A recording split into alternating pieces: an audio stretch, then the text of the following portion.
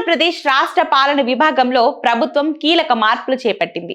పరిపాలన సౌలభ్యం, అభివృద్ధి వికేంద్రీకరణే లక్ష్యంగా రాష్ట్రంలోని జిల్లాల సంఖ్యను 28కి పెంచుతూ నిర్ణయం తీసుకుంది.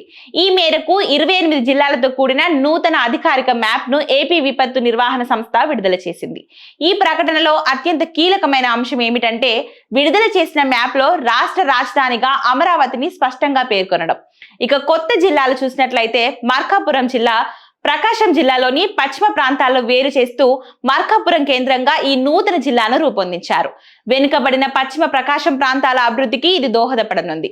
అలాగే పోలవరం జిల్లా పశ్చిమ గోదావరి మరియు ఏలూరు జిల్లాల్లోని కొన్ని ప్రాంతాలను కలుపుతూ పోలవరం కేంద్రంగా మరో జిల్లాను ఏర్పాటు చేశారు.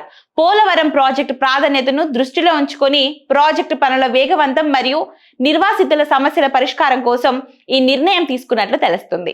గతంలో ఆంధ్రప్రదేశ్ లో కేవలం 13 జిల్లాలుగా ఉన్న ఆంధ్రప్రదేశ్ గత వైఎస్ జగన్ ప్రభుత్వ హయాంలో 26 జిల్లాలుగా రూపాంతరం చెందింది. ఇప్పుడు తాజాగా మరో 2 జిల్లాలు తోడవడంతో రాష్ట్రంలో మొత్తం జిల్లాల సంఖ్య 28కి చేరింది. ప్రజలకు పాలనను మరింత చేరువ చేసేందుకు మారుమూల ప్రాంతాల్లో మౌలిక సదుపాయాల కల్పన కోసం ఈ పునర్విభజన చేపట్టినట్లు ప్రభుత్వం పేర్కొంది.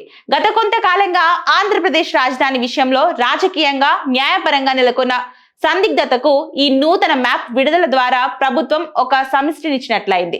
ఇక అధికారిక మ్యాప్ లో అమరావతిని రాజధానిగా ముద్రించడం ద్వారా భవిష్యత్ ప్రణాళికపై ప్రభుత్వం తన వైఖరిని చాటి చెప్పింది.